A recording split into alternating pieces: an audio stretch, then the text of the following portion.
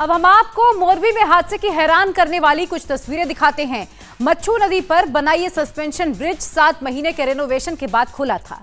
इसके यहाँ कल इतने ज्यादा लोग इसलिए यहाँ पर पहुंचे क्योंकि ये 7 महीने के बाद खुला था।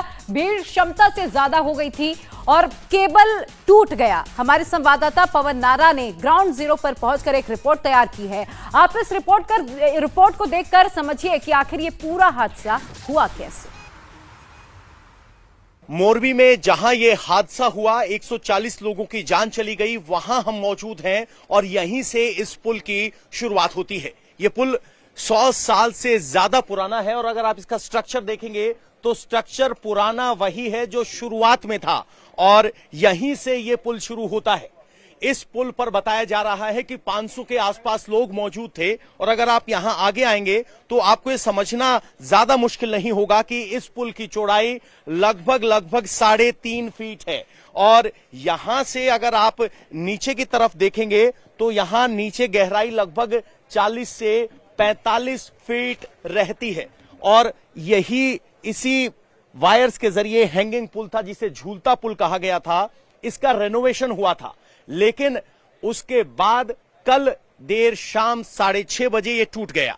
तो कैसे टूटा, किस तरह का जोर पड़ा, उसका सबूत यहां पर मौजूद है।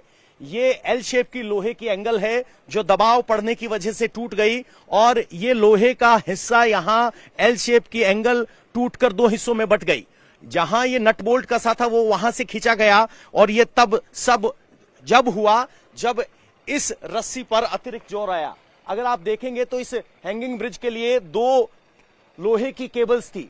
वो लोहे की केबल अभी भी एक यहां पर इंटैक्ट है, दूसरी टूटी और पुल उसी तरफ गिरा। यहां अगर आप देखेंगे तो रेनोवेशन की बार बार बात आ रही है।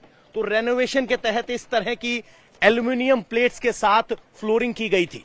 यानी जो तार आप देख रहे हैं, ये स्ट्रक्चर आप देख रहे हैं, ये वही 100 साल पुराना स्ट्रक्चर है, सिर्फ फ्लोरिंग बदली गई थी।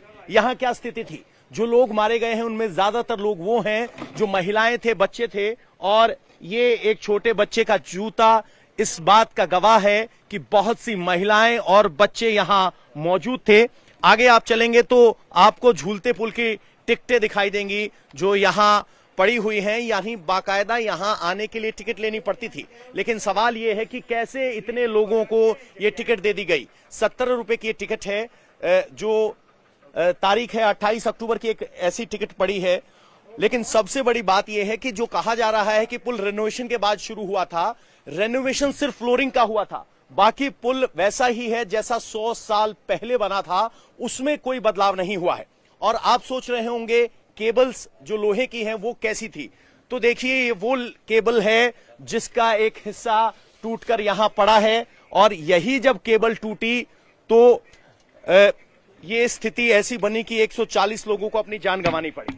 अगर आप इस केबल के इनको हिस्सों को देखेंगे तो ये केबल के सबसे छोटा हिस्सा है जिस पर जंग है।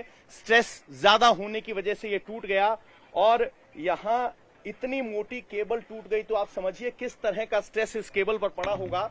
इस तरह की सबसे छोटी केबल उसको जोड़कर एक ये केबल बनी और इस तरह से 1 2 3 4 5 6 7 केबल के साथ एक बड़ी केबल बनती है। और सोचिए इतने सारी केबल टूट गई तो कितना दबाव पड़ा होगा। अगर आप ऊपर देखेंगे तो इस केबल का पूरा स्ट्रक्चर आपको समझ में आएगा।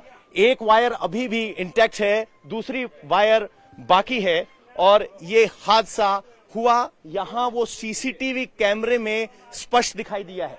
यहां सीसीटीवी कैमरा लगा है, यहां भी लगा है, सामने भी लगा है। तो सीसीटीवी कैमरे में ये घटना पूरे तरीके से कैद हुई है, जिसके बाद ये आकलन कर पाना मुश्किल नहीं होगा कि किस तरीके से हादसा हुआ, सीक्वेंस ऑफ इवेंट्स क्या हुई।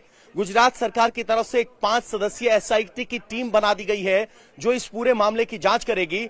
लेकिन फिलहाल जो प्रथम दृष्टया यहां पर संकेत मिल रहे हैं वो ये है कि लोहे की तार पर वजन का जोर ज्यादा था और इसीलिए उनमें से एक लोहे की बड़ी केबल टूट गई जिसकी वजह से पुल नीचे गिर गया और उस पर मौजूद लोग नीचे गए। अगर आप ऊंचाई का अंदाजा लगाना चाहते तो यहां आइए। ये किले के बाहर से दीवार, ये पेडेस्ट्रियन वे बनाया गया है जहां इस पुल पर लोग आ सकते थे।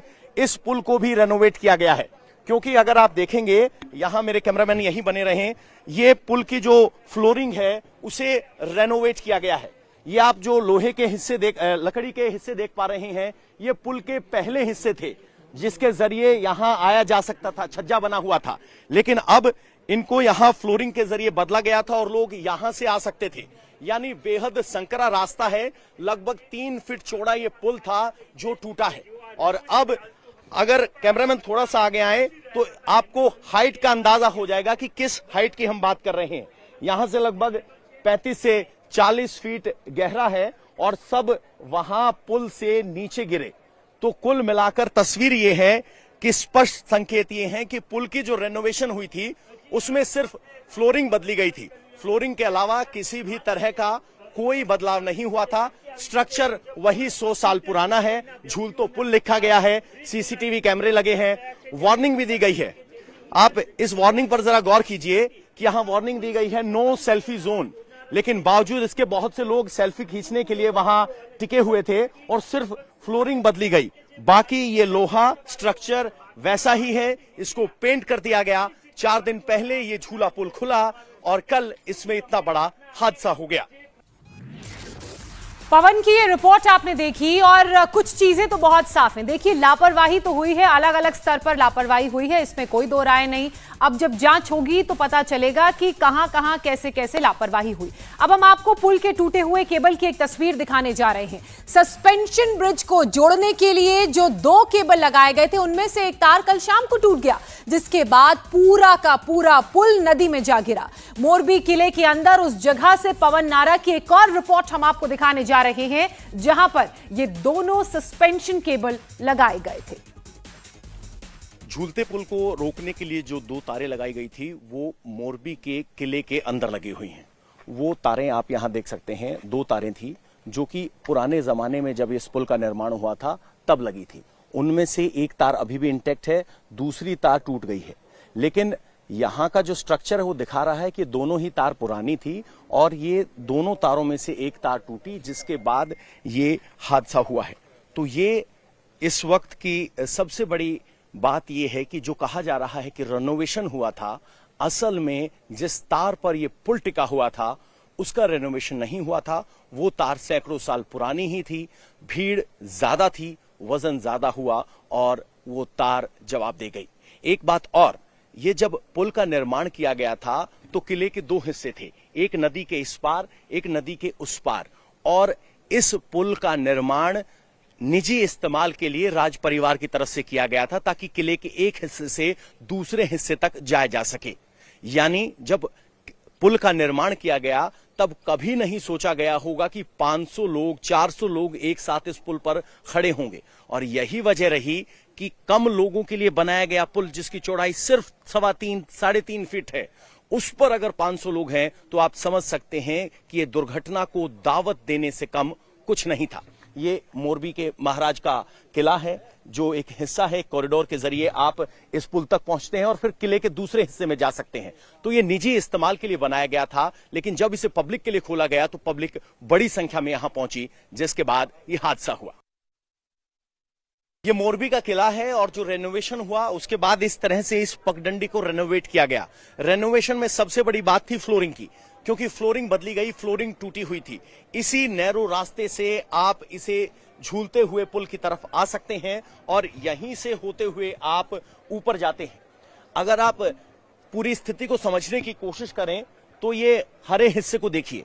ये सीढ़ियां 100 साल पुरानी हैं। ये हरा हिस्सा वो पुराना लोहा है जिस पर जंग के निशान हैं, जिसको पेंट करके रेनोवेट किया गया और उसके ऊपर ये लोहे की नई सीढ़ियां लगा दी गई, ये फ्लोरिंग कर दी गई। लेकिन इसके नीचे जिस पिलर पर ये पूरा पोडियम खड़ा है वो पुराना ही है और यही वजह रही कि पुराना पुल में सिर्फ फ्लोरिंग बदली गई थी। यहां से अगर आप देखेंगे तो बड़ी केबल के जरिए, ये छोटे छोटे लोहे के सरियों के जरिए इस पुल को डाटा गया था। 1 2 3 4 ऐसे कतार बनती है और जो इस पूरे ब्रिज का वेट लेती है। इस तरह से 2 तार थे। अगर ऊपर पिलर की तरफ जाएंगे तो काफी ऊंचाई है और वहां इन तारों को बांधा गया था, लेकिन उन्हीं में से एक तार टूट गया और उसके बाद ये पूरा हादसा सामने आया है। अब जरा मैं इस पूरे रेस्क्यू ऑपरेशन की एरियल व्यू आपको दिखाता हूं। यहां से आपको देखने में पता चलेगा ऊंचाई ज्यादा है। फिलहाल जो सर्च ऑपरेशन टीम है, देखेंगे आप, एक कतार बनाकर काम कर रही है। कतार बनाकर पुल के नीचे नीचे हिस्से आप देखेंगे कि एक रस्सी लगाई गई है, यह समझने के लिए कि लोग अगर गिरे होंगे तो कहां गिरे होंगे। और चूंकि पानी गाद का है, मिट्टी का है, रुका हुआ पानी है, दलदल है, इसीलिए यहां पर देखना मुश्किल है, डाइव करना मुश्किल है, क्योंकि अगर डाइवर नीचे जाता है तो वो देख नहीं पाते। तो अब एक ऐसी कतार बनाई जा रही है और कतार के जरिए पैट सर्च, जिसे कहते हैं छूकर महसूस करते हुए, इस दलदल से वो आगे बढ़ रहे हैं ताकि ये सुनिश्चित किया जा सके कि वहां कोई शव ना हो, क्योंकि 12 घंटे से ज्यादा का वक्त हो गया है। तो अब ये बात तय है कि ये रेस्क्यू ऑपरेशन नहीं, ये सर्च ऑपरेशन है जिसमें शवों की तलाश की जा रही है। पूरी एक रस्सी बनाई गई है। अब एनडीआरएफ, एसडीआरएफ और आर्मी के लिए एक जो गाइडिंग फोर्स है वो ये है कि ऊपर एक रस्सी दिखाई दे रही है, उसी के नीचे सर्च ऑपरेशन करना है। जलकुंभी भी अपने आप में एक चुनौती बनी हुई है। धीरे धीरे जलकुंभियां हटाई जा रही हैं।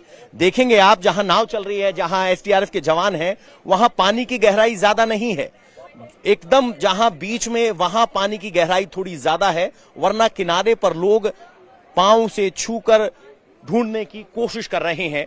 और ये यहां की स्थिति है। उधर अगर सामने आप देखेंगे तो सामने वो पुल के हिस्से को बाहर निकाला जा रहा है बड़ी क्रेन के जरिए, और ये वो हिस्सा है जो पलट गया था। और अनुमान ये था कि इस पलटे हुए हिस्से के नीचे बहुत सारे शव हो सकते हैं, और यही वजह है कि जो रात को 12 बजे तक आंकड़ा 70 के आसपास का, सुबह होते होते 140 तक पहुंच गया। लेकिन अभी भी सर्च किया जा रहा है, पानी में कोई बहाव नहीं है। और ये रेस्क्यू ऑपरेशन की एरियल तस्वीर है। और हादसे के करीब 19 घंटे बीत चुके हैं और अभी भी मच्छू नदी में रेस्क्यू ऑपरेशन चलाया जा रहा है। नदी के अंदर काफी संख्या में गाद और दलदल के कारण रेस्क्यू ऑपरेशन में काफी मुश्किल आ रही है। पवन नारा वहां पर मौजूद है, उन्होंने एक रिपोर्ट भेजी है, आप देखिए और समझिए कि आखिरकार रेस्क्यू ऑपरेशन की सबसे बड़ी मुश्किल क्या है।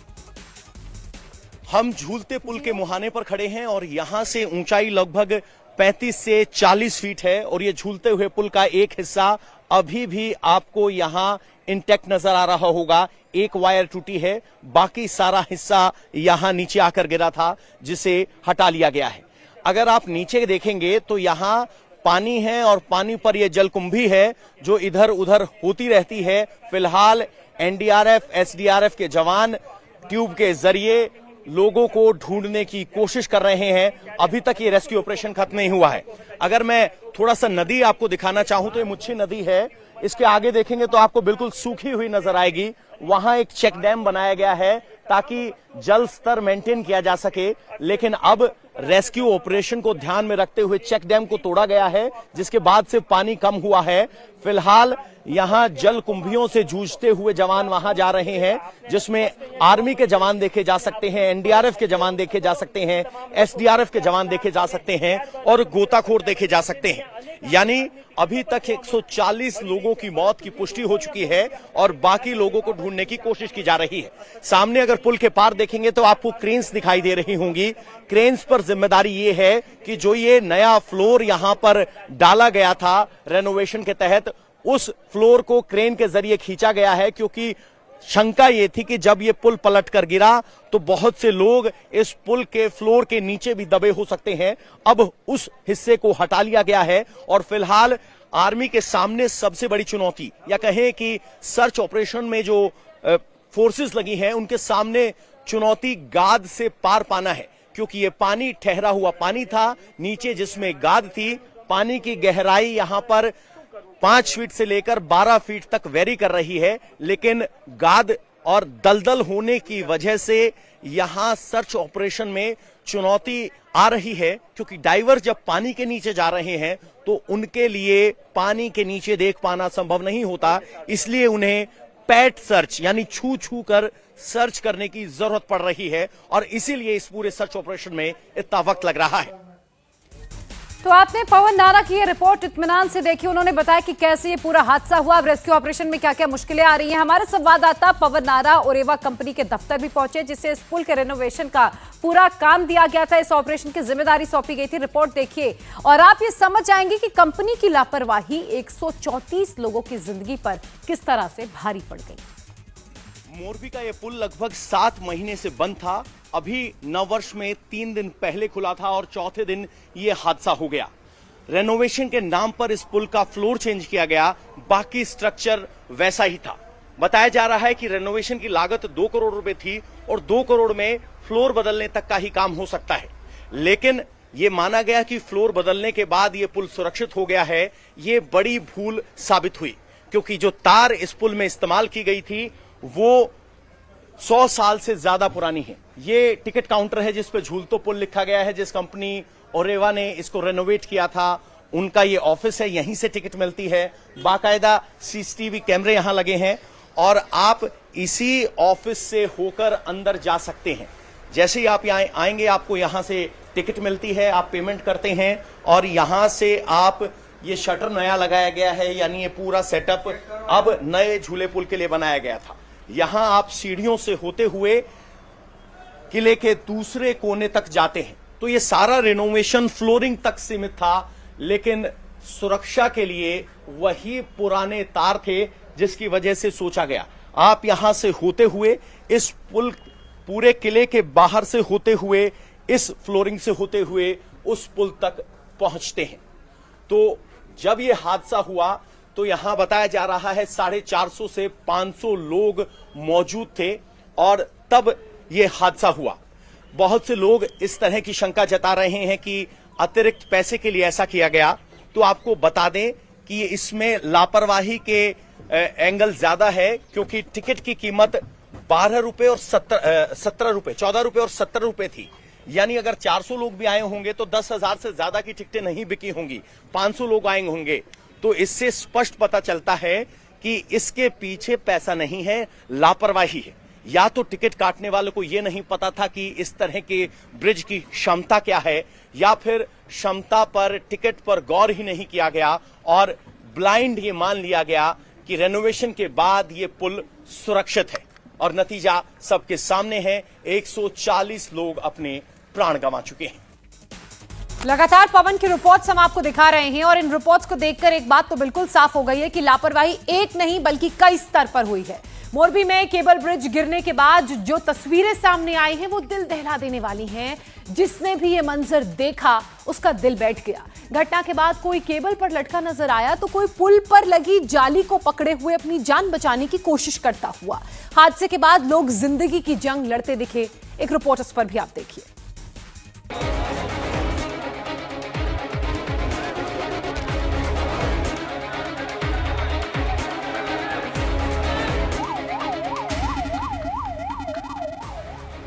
मोरबी का हादसा दिल दहला देने वाला है। जिसने भी तस्वीरें देखी वो सन्न रह गया। किसी को यकीन नहीं हुआ कि जिस पुल को 3 दिन पहले ही खोला गया है उस पर यह हादसा हो सकता है। हादसे के बाद केबल ब्रिज की कई तस्वीरें सामने आई हैं। कई वीडियो सामने आ रहे हैं जिसमें दिख रहा है कि ब्रिज बीच से टूटकर नदी में समा गया। ब्रिज टूटने के बाद कई लोग बीच में लटक गए। जान बचाने के लिए जिसके हाथ में जो आया उसने उसी से जान बचाने की कोशिश की। ये वीडियो देखिए, कैसे एक शख्स खुद पुल से अटका है और दूसरी महिला का हाथ खींच रहा है। पुल कब ढह जाए इसकी आशंका अलग है। जान तो हर हाल में बचानी है, इसलिए उन्होंने एक हाथ से तार को पकड़ा और दूसरे हाथ से महिला को बचा रहे हैं। इस वीडियो को कलेजा मजबूत करके देखिए। आधा पुल पानी में समाया है, आधा हवा में लटका है। देखिए कैसे नदी में लोग तैरकर जान बचाने में लगे हैं। इसी वीडियो में थोड़ा नजदीक जाकर देखें तो दिल जोरों से धड़कने लगता है। पुल के पानी में डूबे हिस्से के पास दर्जनों लोग जान बचाने के लिए लटक गए हैं। आगे जाने का कोई रास्ता नहीं, तैरना भी नहीं आता। किसी को कुछ समझ नहीं आ रहा कि आखिर जाएं तो कहां जाएं। बेबसी की इन तस्वीरों को जिसने भी देखा उसका दिल टूट गया। कुछ लोग पुल पर चढ़ने में कामयाब भी हो गए। उसके बाद दूसरे लोगों का हाथ खींचा और किसी तरह अपनी और दूसरे लोगों की जान बचाई। संडे का दिन था, इसलिए करीब दीपावली की छुट्टी हुई थी बच्चों लोगों के, और जो भी घूमने के लिए यहाँ पर आए हुए थे सभी एक के ऊपर एक, थोड़ा पुल के अंदर ज़्यादा लोग होने की वजह से, टूटने की वजह से ये घटना हुई है। सर ये क्या पुल बंद था फिर चालू किया गया था, क्या है पूरा मामला? नहीं, ये चालू ही था, लेकिन आज संडे था ना, इसकी वजह भीड़ की वजह से ये हादसा हुआ है, क्योंकि आज संडे का दिन था और बच्चे लोगों की छुट्टी थी और दीपावली का ही छुट्टियों का माहौल चल रहा है अभी, क्योंकि घूमने के लिए आए हुए थे सभी, फैमिली साथ में ही थे करीब। हादसे के बाद चीख पुकार मच गई। किसी को कुछ समझ नहीं आ रहा था कि क्या करें। ऐसे में स्थानीय लोग आगे आए और अपनी जान की परवाह किए बिना नदी से लोगों को बचाने लगे। जो लोग तैरना जानते थे वो नदी में उतर पड़े और लोगों को नदी से बाहर निकाला। कुछ लोगों की कोशिशें रंग लाई। ये उन लोगों की तस्वीर है जिन्हें नदी से बाहर निकाला गया। ये लोग सदमे में हैं। जब तक एनडीआरएफ की टीम या दूसरी मदद नहीं पहुंची, तब तक यही स्थानीय लोग देवदूत बनकर आए और लोगों को फौरी मदद दी। स्थानीय लोग पुल पर ही मदद को आगे नहीं आए, अस्पताल भी पहुंच गए। एम्बुलेंस को रास्ता मिल सके इसके लिए ह्यूमन चेन बना दी, रास्ता क्लियर करवाया।